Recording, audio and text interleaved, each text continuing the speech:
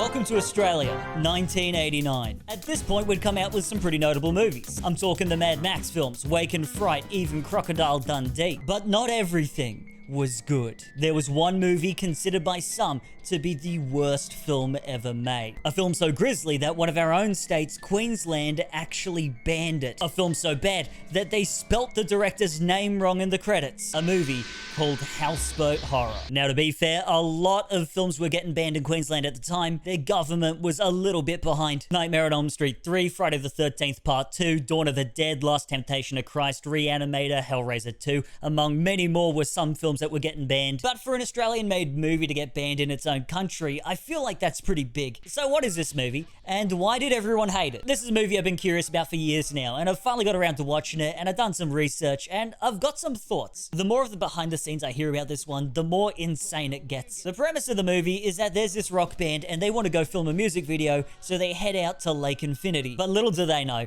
they're all gonna get killed off by a mysterious figure. It's your typical 80s slasher. If anything, it's a little derivative of Friday the 13th. That's not the reason it's bad. One of the big issues that it has is that it feels like half the dialogue is improvised and then the other half is just really poorly written. You might be looking at some of the footage here and noting that quality-wise, this looks terrible, and that's because it was shot on video in the 80s, which was not a good thing to do at the time. And while it only took 2 weeks to film, it took 2 years to edit, which they could only do when a free editing suite was available because they ran out of money. They also had to do over 50 pickup shots to tie the clips together to make this movie make any kind of sense at all. It was saved in editing, which is a remarkable thing to say about this movie. Now, I mentioned off the top here that they spelt the director's name wrong in the credits, Kendall Flanagan. This guy directed 154 episodes of Neighbours and 113 of the TV show Prisoner, which was like a soap opera taking place in an all-women's prison. So that kind of explains why the whole movie is shot like a TV show. But he wasn't the original mastermind behind this. That honor goes to Ollie Martin, who was also credited as the writer,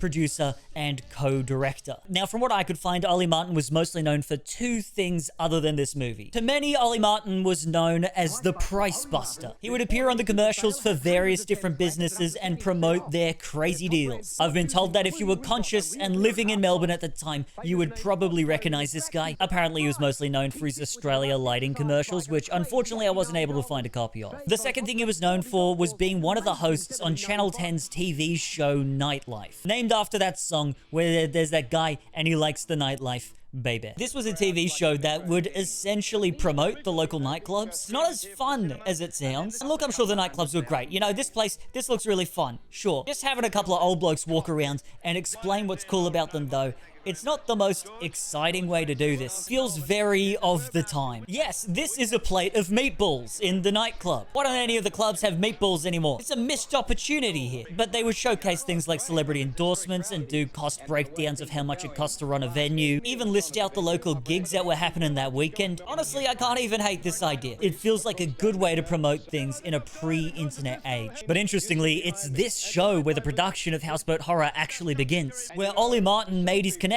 to several of the cast and crew. He took his big idea of doing a horror movie to Nightlife's producer Greg Petherick and brought him on board. The movie itself was also funded by a nightclub. It was produced with the assistance of the entertainment development branch of Australia's world-famous underground nightclub, Melbourne. Yes, that text is literally in the credits. Having it stipulate world-famous feels like a bit much. It's worth noting that Ollie Martin's directing stint on this movie ended very abruptly. Just 3 days into the 2-week shoot, the crew threatened to leave, resulting in Ollie getting fired from his own film and Kendall being brought in. Wow, Todd, that's so interesting. That's cool and groovy. But all this talk about Australians trying to make a film about Australians trying to make a film has reminded me that one of Australia's most iconic events is just around the corner. After 7 years, the world's largest short film festival, Tropfest, is back. Growing up in Sydney and having such a big interest in films, Tropfest has always been huge for me. So I'm genuinely stoked about this. It's literally been in my calendar for months. It's such a great way to showcase emerging talent as 16 finalists premiere on the big screen in front of a crowd of thousands, and it's judged live as they're competing for a share of $100,000. Sam Worthington, Rebel Wilson, the movie Cargo. It all began with Tropfest. They've even got Margot Robbie as head of the jury this year, and she was in Barbie. So come along on the 22nd of February to Centennial Park, Sydney, free. Entry is free, so bring a picnic and some friends. Maybe you'll see me. And if you can't make it in person, don't worry. The whole thing is being live streamed on YouTube. For more details, head to tropfest.com. That's tropfest.com. Link in the description. Thanks to Tropfest for sponsoring this video. We open to a small group traveling to Lake Infinity where they drive past a creepy hitchhiker. This is pretty brushed over, but it's gonna be something that we come back to later. The movie won't,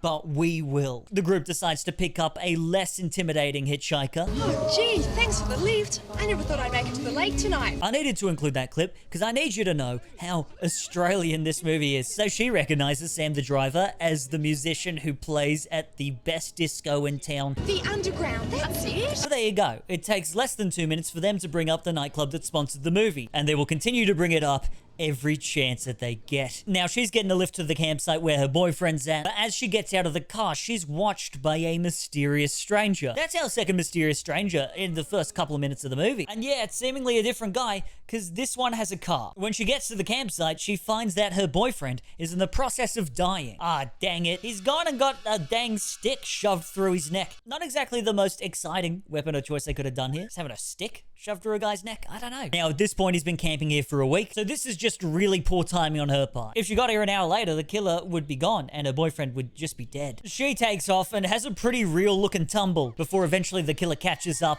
and does her in. Houseboat Horror. Then what plays is one of the best songs I've ever heard in a movie. Probably actually true.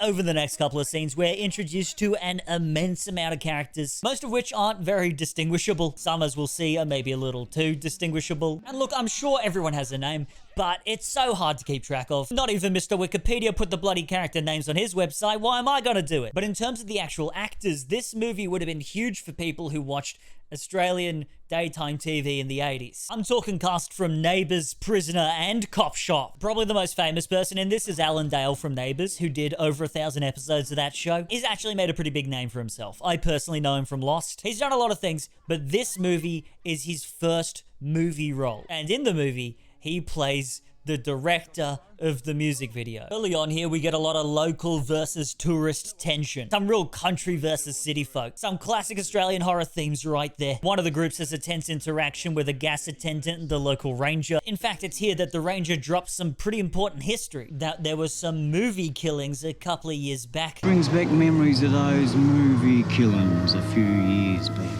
Yeah, they were making movies.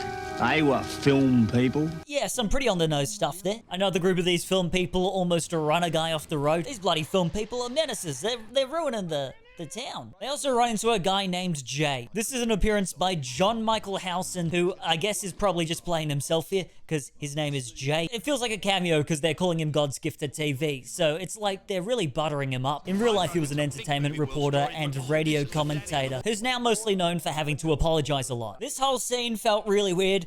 Spoilers, this is his only scene in the movie. It kind of feels like he should have been in it more, or not at all. Feels like they're trying to get the audience to think that maybe he's gonna be the killer. But to be honest, he just kind of comes across as a bit weird. Finally, everyone makes it to the houseboat. In real life, the cast and crew were living in these boats for the duration of filming. When we see the interior shots, you'll realize that it might have been a bit crowded. That is for everyone other than Alan Dale, who I believe brought his own personal one. We also get another menacing shot of someone walking, and again, it leads to absolutely nothing. Alright, now I gotta talk about this guy who's played by Gavin Wood, who was the voice of Countdown. That was an Australian show where they counted down. He has these little scenes where he stands at the top of the houseboat and does stand-up comedy for seemingly only himself. It feels like everything his character says is completely improvised. Oh my God! Set director, what's his name? Grant Evans. Wanking as usual. Look at him. I don't know. And I can't speak for the actor, but his character is very unlikable. In fact, all the characters are. The whole group seems to consist of the most unlikable people in the world, but none of them are more annoying than this guy who's played by Animal, the silent drummer from Hey Hey It's Saturday. In this, he is not silent. In fact, he won't shut the hell up. And he works very hard to make his way into the background of every single possible scene. I swear he had to be hammered, otherwise he's a very talented actor. For the international audience, if you don't know what Hey Hey It's Saturday was, it was a very popular Australian variety show hosted by a guy named Daryl and an ostrich, and they had a very famous segment where a duck would destroy the set and give away cars. One of the band members starts hacking at a tree with an axe, where he's watched by a mysterious stalker. Will this be the second murder? No, it's just the park ranger. You remember him? He hates film people. But here we start seeing the film trying to push that maybe this guy's the killer. You see, the killer had burnt hands, so for anyone wearing gloves, for us audience members, that's a suspect. Which in hindsight makes the John Michael Howson scene that much stranger. He wasn't wearing gloves. Why do we talk to that guy? Another common theme in Australian horror is disrespecting nature and being punished for it. So having the ranger be the murderer would have been interesting at least. And again, it feels like that's the direction that the movie's gonna take. He does another talk with the band and the crew, again warning them to not cut down any trees. He mentions that a couple people got lost and died. This scene pushes improv to its absolute limits. Not only have we crammed as many people as we could onto a dock, we got characters talking over important dialogue. Now, alright, we get the idea, the ranger hates them, but for some reason, as he's seeing them off, he's smiling the whole time. Did he, like, change his opinion on them or something? We're literally watching footage of people littering as this guy's smiling to himself. He should be fuming about this. Anyway, shock twist, he's murdered there on the spot. So just throw out any of the themes that we were talking about. Don't even worry about it. Not important, yes. We don't need themes. The theme is the film people were bad. This aspect will only become more confusing as the film goes on. Now, to give the film some credit, I do think a lot of the practical effects look pretty decent. It's surprisingly good for a low budget at the time. That is where my credit to the movie will end. With the ranger's death, this also takes out any possibility that the killer was among the group. They're all currently traveling by houseboat. There literally couldn't be any of them. There's this guy on the boat who's a bit of a silent weirdo who's wearing gloves, but we know it can't be him because he's on a boat. Unless he's got magic powers or something, it literally can't be him. He's just a guy. He's just a weird guy. I don't even know what his job is. Around here, we also get some of the best dialogue in the film. Hey guys, girls, it's party time. Come up here. This view's magnificent. You'll bar up. Okay, so there's a lot to say about this one. First of all, I love it because he's so clearly talking to nobody. He's clearly just improvising to himself. And I never considered that the view from the top of a houseboat would be so good that I'd bar up. I had no idea that was a possibility. I feel like this is a saying that I should somehow incorporate in my day-to-day. Wow, this movie was so good. You'll bar up. This quiche is so good. You'll bar up. This is such a big group of goofy guys, and the movie really wants you to know that. And all the fellas are drinking VB. They drink it so much that I can only assume that it's a sponsor of the movie. It's in so many scenes, and so often the logo is facing the camera. We also get another stalking fake-out scene, but this time the reveal is that a guy throws a cat. Why is there a cat on board? I don't know. We then get another stalking creeper scene, which culminates in seeing two naked women. One just wanted to let the other know to leave the water running. I'm sure it's plot relevant somehow. It's probably themes, you know, it's gonna be themes. We also get to see the killer's lair where he's meticulously taking care of his blade. And it seems he saved a newspaper article. Let's take a read. 4 die, film crew found guilty, child burnt on set. So confirmation here that the killer directly has a problem with film people. Now let's just give the intro where he kills those 2 campers a pass. Technically those people were city-based, so, you know, that's fine. Why would this guy kill the ranger? He's not in the film crew. In fact, he doesn't like the film crew. He wanted them to go away. He was all about the opposite of what these people stood for. I'd also like to point out that the newspaper is burnt. Why? Why would the newspaper be burnt? The newspaper wasn't there when the accident happened. That's the only thing we know couldn't have been there when the accident happened. I guess it maybe just got burnt due to an unrelated reason. Anyway, fellas, it's time to wake up. It's time to shoot a music video. Wakey, wakey, hands off, Snakey! Yep, wakey, wakey, hands off, Snakey. And don't worry, we get to see literally the whole music video. The full 3 minutes something. And I hear you ask, is the song good? It's not. It's been stuck in my head for days, and it's maybe the worst song I've ever heard. It's called Young, Cool and Groovy, and it was written by popular Australian musician Brian Mannix. He agreed to work on this while getting tanked with a producer at a nightlife party. There we go, we're tying it back. He was also meant to act in it too until he saw the script, and he quickly realized that he did not want to do that. He did everything he could to distance himself from this movie. So while he wrote this song, he didn't actually perform it. That's someone else. And funnily enough, although he tried his hardest to escape this movie, when it released, it was heavily promoted as featuring knockout hits from Brian Mannix. Because of how upset he was over how this whole thing turned out, he was one of only 3 people who got paid for this production. I didn't say that before, but yeah, only 3 people got paid. Most of the cast and crew didn't even realize the movie came out until Tony Martin talked about it on his show. What I love about this scene is picturing how garbage the music video would have turned out. Most of the footage is them standing in a line on a muddy hill or cramped inside a houseboat. There's no reason for them to be out here. Most of the footage could have been filmed in a local park. Also, the drummer's not taking this seriously at all. I don't know what the hell he's doing here. He's not even attempting to mime an instrument. I've never seen anyone be less serious. But after a hard afternoon's work, filming's wrapped and it's time to feed the cat. But looks like someone's left a little something.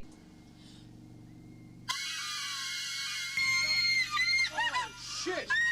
What sort of asshole would do that? Yeah, what the heck, mate? That's just plain rude. Great improv once again.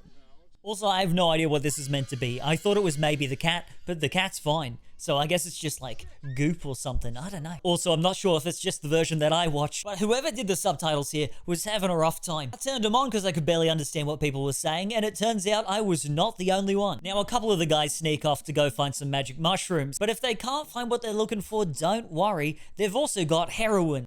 I don't know what we're doing here anymore. Naturally, they split up, resulting in one of them getting their neck slashed, and the other one getting a dose of needle to the face and a dose of knife to the chest. We then see someone stalk the campsite through the trees, but as the group turns to look at them, we fade out. What? Again, maybe it's just the version I watched, but it feels like they were cut into an ad break here. It's kind of the halfway point of the movie, I guess. Anyway, it's not the killer, it's just some strange lady who lives nearby. Apparently, she used to be an actor until there was a terrible fire. Seems super familiar. I wonder if she's related to that. No, couldn't be. No way. She leaves, and then everyone goes to bed, and then another person comes out of the bloody woods. Thankfully, this time, it is the murderer. Pepped up on trauma, we see him damage the radio and push the speedboat away. Just what we wanted to see, a killer do setup and not kill anyone while they're all asleep. The next shot is Alan Dale talking to someone on a mobile phone. So that last scene, that one that was really slow, where the killer damaged the radio, all completely pointless. Speaking of pointless scenes, we then see Animal sitting on a rock surrounded by the fakest looking mushroom and watching a character we've never seen before skinny dip. These kinds of random inclusions were seemingly only done to secure the film an R rating, which is why they feel so tacked on. With the missing people putting the music video on hold, these two head out into the woods to find their lost folk. They stumble upon this old barn, which they waddle around in silence for ages, finding absolutely nothing of value. But it turns out this is where the serial killer lives, so he kills one of them with a machete and the other with a horseshoe in slow motion. So far, not a lot of houseboat in this horror. We find out that this weird lady from earlier is somehow related to him, and she's a little upset that he's killing these movie people, but not like too upset. And speaking of people who aren't too upset, the band has gone to a bar while the rest of the crew are in bed or jet skiing around. One lady goes skinny dipping by herself, and when she gets out of the water, someone shines a torch on her, and she's all like, "Oh, I was worried, but it's just you." But who is you? We don't get to see who it is. It just moves on. Now, someone who was working on the movie clearly remembered around this point that although there's no longer a radio on the boat, they still have a phone. So they have one of the characters just drop it into the ocean by accident. Good writing. That takes care of that. Gets it out of the way for the climax. From here on out, the murderer starts doing a full houseboat horror. He does a couple of kills here. Probably the most notable is shooting the barred up guy with a harpoon. We also get our first glimpse of the killer here very unceremoniously while he gets onto a boat. He uses his weapon of choice, a regular stick, and kills the guy on a jet ski. But yeah, that's him. We just get to see him here. All that build up just to see him like this. I guess that's him. Now, the survivors that are not in that one bar find a body and kind of work out what's going on. And they all group together when the killer bursts in. This guy's name is Acid Head. At least that's what he's listed as in the credits. I'm going to call him that from now on, even though he wasn't burnt by acid. He was burned by fire,